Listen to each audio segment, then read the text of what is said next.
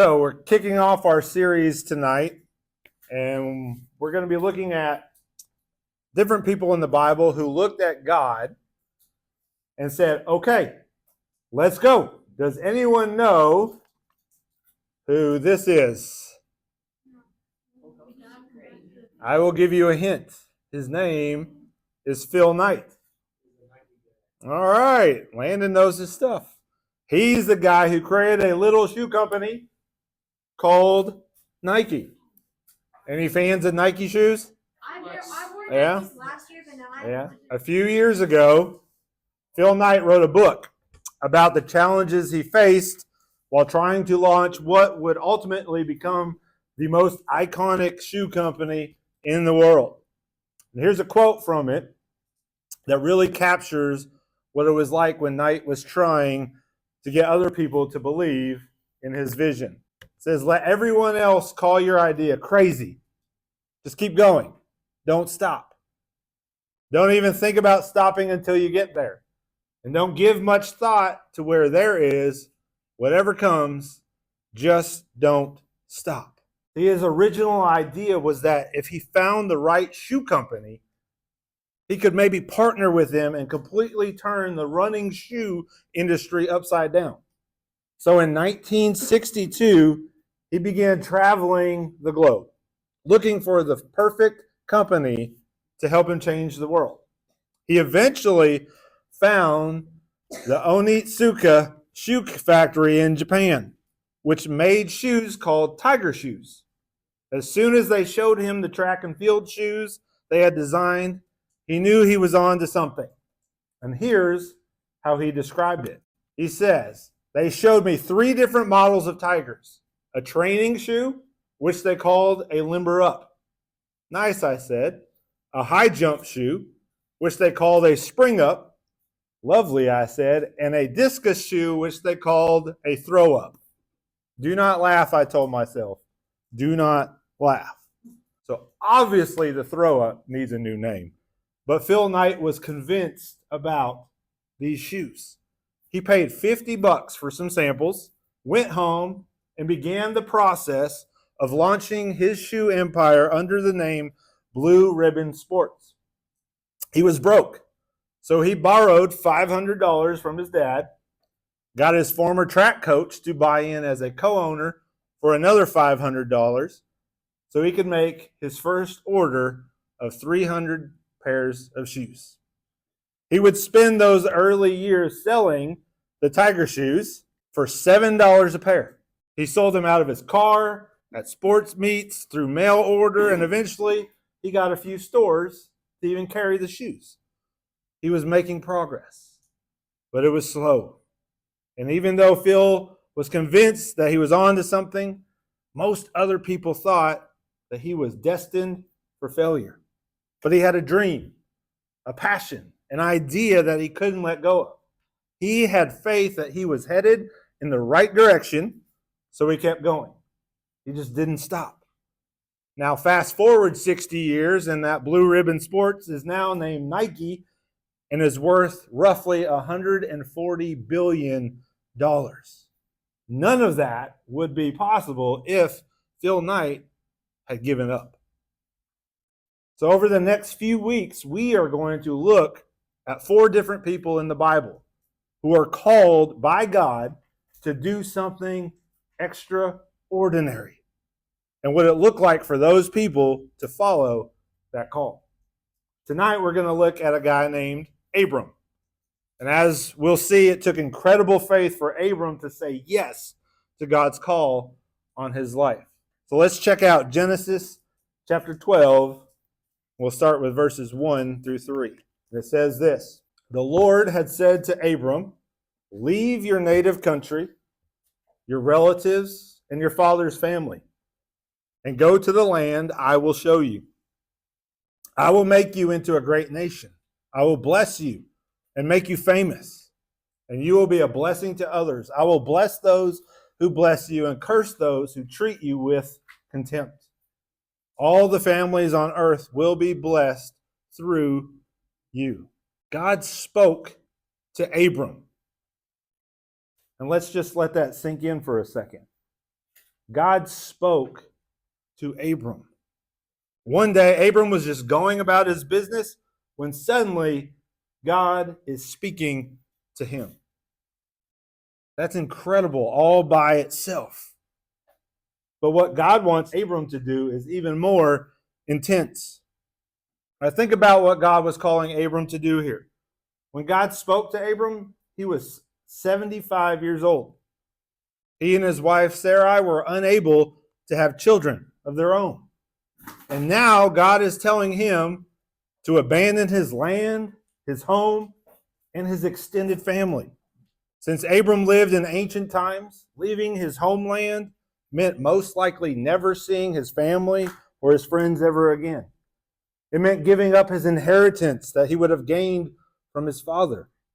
It meant leaving everything he knew, his security, his roots, the protection he had through the nearby people that he trusted, for an unknown destination. Plus, God promised his family would somehow become an entire nation. But he and his wife were years past the time of having children. God promised blessing, but it must have been really difficult for Abram to see how that blessing would ever become a reality. But what was Abram's response to God's call? Look at verse 4. So Abram departed as the Lord had instructed, and Lot went with him. Abram was 75 years old when he left Haran. He took his wife Sarai, his nephew Lot, and all his wealth, his livestock, and all of the people who had taken into his household at Haran, and headed for the land of Canaan. When they arrived in Canaan, Abram traveled through the land as far as Shechem. There he set up camp beside the oak of Moreh. At that time, the area was inhabited by Canaanites. So side note real quickly, the oak of Moreh, it sounds like somewhere they would have stopped in the Lord of the Rings, but this is a tree where other significant things would happen later in the Israelite history. So ancient readers would recognize this. So the author wanted to make sure he was pointing this out. It's kind of, this is where it all began moment. Now, this journey was not a small journey. They traveled about 500 miles, which is a lot today, but it was massive back then. At a minimum, it would have taken about a month to make that journey. But traveling on foot in a caravan would only amount to about 20 miles per day at a good pace. So what's the longest you've ever walked? And what would be worth walking 500 miles for? True love? A truly perfectly grilled cheese sandwich? Meeting your favorite musician at a restaurant for a private lunch? Getting free tickets to the Super Bowl, knowing your team was going to be playing in it? Maybe a coupon for one free Chick-fil-A sandwich, some waffle fries, and a lemonade? But the real question is, how many of you would be willing to walk 500 miles if God asked you to? In sandals, without knowing your ultimate destination. They probably got blisters on their feet. They were constantly worried about bandits, thieves. Plus, they had to set up and tear down their camps every day. It was brutal. But as we'll see, God stayed with Abram the entire way. Let's look at verse 7. Then the Lord appeared to Abram and said, I will give this land to your descendants. And Abram built an altar there and dedicated it to the Lord who had appeared to him. After that, Abram traveled south and set up camp in the hill country, with Bethel to the west and Ai to the east. There he built another altar and dedicated it to the Lord, and he worshiped the Lord. Then Abram continued traveling south by stages toward the Negev. Abram's faith in stepping out was rewarded. This time, God didn't just speak to Abram, he actually appeared to him in some way. Did y'all catch that? God actually appears to him. And I have no idea what that must have been like, but I like to think that was God's way of showing Abram that he was on the right track and that he was getting closer to the blessing that God had in store for him. And God clarified something here too. Abram brought his nephew Lot. I don't know if you remember that. Part of me wonders if Abraham had originally thought that God would build a nation from him through his nephew Lot. Because remember, Abram and Sarai were really old and didn't have any children. But God said that it would be through your descendants. Not his nephew, your descendants. But again, Abram and Sarai didn't have any descendants. God was making a big promise here. He was promising that the elderly, childless couple would have a child. So what was Abram's response? Before continuing the journey, Abram built an altar and worshiped God. Right, this is a particularly beautiful moment in the story because at this moment, everything about Abraham's life was temporary. Remember, they lived in tents, always moving to a new place each day. But these altars, these monuments to God, were permanent. He built them and left them as reminders of God's promises.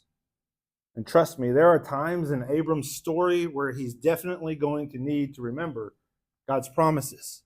But that's a story for another time. Tonight, we're just looking at how Abram's story got started. And it all started with him responding to God's call with a loud and clear, "Let's go."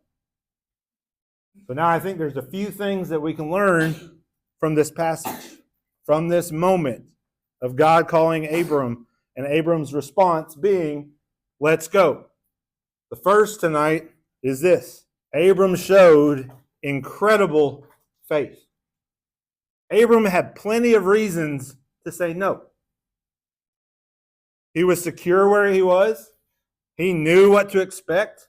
His family was there. It was his culture, his people. It's easy for us to take for granted how hard this decision was because some of us already know the end of the story. God does give Abram and Sarai descendants, which would ultimately become the Israelite nation. And we already know that someday Jesus would be born from his line. He'd be crucified, rise again, and bless all of humanity with the gift of salvation. But Abram didn't know what we know.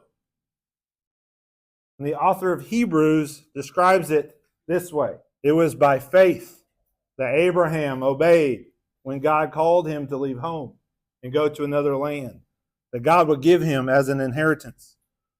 He went without knowing where he was going, and even when he reached the land God promised him, he lived there by faith, for he was like a foreigner living in tents. So at one point in the story, God changes Abram's name from Abram to Abraham. That's why the author of Hebrews calls him by that name.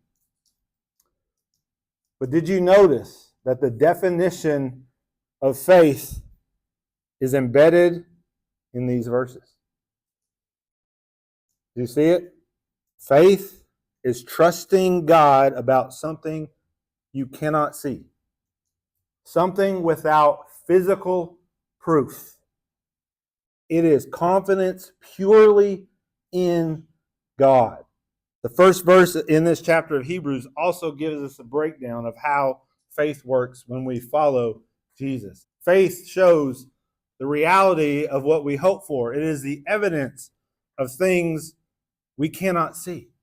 Faith is trust. It is confidence in God that allows us to act, to go, even when it's scary, even when it's dangerous, or even when it does not make sense to us. It's living firmly grounded in reality. But just like in Abram's case, it can be a reality that has no evidence we can see. Another thing we can learn from Abram's story is, number 2, when Abram showed faith, God showed up. Abram showed real faith when he followed God's call. And what was God's response? God shows up. Remember what happened in verse 7? The Lord appeared to Abram.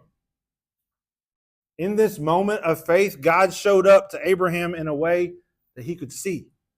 And that's pretty rare. But here's what's not rare.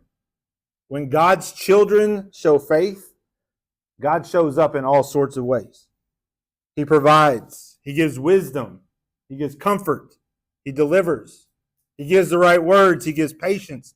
He gives guidance. And the list can go on and on. And I hope that's encouraging to you as it is to me. Why? Because if we have faith, God will show up. And number 3, when God shows up, it's worth creating a reminder. Abram built altars to worship God and to establish a reminder of the moment God showed up. The Old Testament is full of stories where people built altars, monuments, and other structures to commemorate and remind themselves of what God had done. In fact, later in the Old Testament, God actually commands his people to go out of their way to remember the incredible things that he has done. 1 Chronicles 16:12 says, "Remember the wonders God has performed, his miracles and the rulings he has given." There is power in remembering the times God has shown up. Those memories will grow our faith. They will make us stronger. They will give us stories that we can tell to encourage others. They give us stories that we can tell ourselves when we're discouraged. And if anyone's like me, when I'm discouraged, it is when I need those memories and those reminders the most. So how can we apply this to our lives tonight? As we consider what it was like for Abram to step out in faith, what is it like for us to step out in faith? How can we do this each week? Well, I think I got a few things you can follow in his footsteps. Number 1 is ask God to give you stronger faith each day this week. Turning a bunch of $7 shoes into a $140 billion shoe company empire takes faith. Answering God's call on your life, like Abraham did, takes faith. The reality is that doing something big and important often takes faith. So how do we get more faith? The answer is simple. But we ask for it. We ask for it. In the Gospel of Mark, there's an incredible moment where Jesus tells a man to have faith, to believe that his son will be healed. And the man's response is one of my favorite moments of honesty in all of Scripture. Mark 9:24 says, the father instantly cries out, "I do believe, but help me overcome my unbelief. Help me overcome my lack of faith." What a prayer. So I want to challenge you to pray a similar prayer at least once each day this week. God, please help me to go stronger in my faith. And if faith is something new to you, I want you to know that it's okay to ask questions. Please feel free to talk to any one of us. We would love to help you best understand and find those answers that you are looking for. So ask for stronger faith. Number 2, the second thing I want to challenge you to do is to do something this week that requires faith. God called Abram to step out in faith. What might God be calling you to do? Is it to speak to someone about him? To stand up against peer pressure? To serve someone at school, maybe at your home or in your neighborhood? Is God calling you to change your attitude on your sports team? To give up an activity that is getting in the way of following Jesus? To admit to someone a struggle that you need help with? Did any of those things come to mind when I listed off these examples? If so, then here's my challenge. Whatever it is that comes to your mind, write it down or set it as a reminder on your phone so that you can send yourself a notification sometime later this week. And make a decision tonight to take that step when given the opportunity.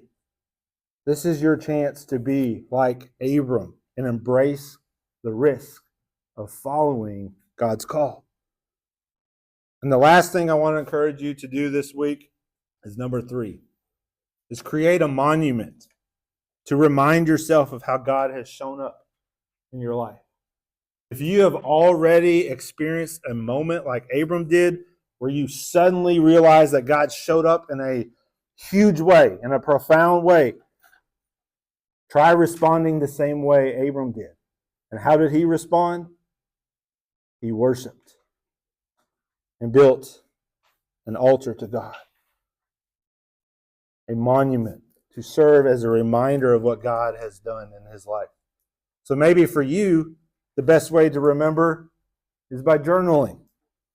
Maybe it's creating artwork, putting something in your locker, sticking something on your bathroom mirror to remind you. Maybe you could change your phone wallpaper as a constant reminder. Some people like to write on stones and collect them, building small altars of remembrance. There isn't one right way. The point is simply to remember and to worship. So this week, do whatever you can to create a reminder for yourself of something incredible that God has done in your life. Ask the Holy Spirit to help you remember God has done incredible things in your life. But are you worshiping Him for it? Let's go.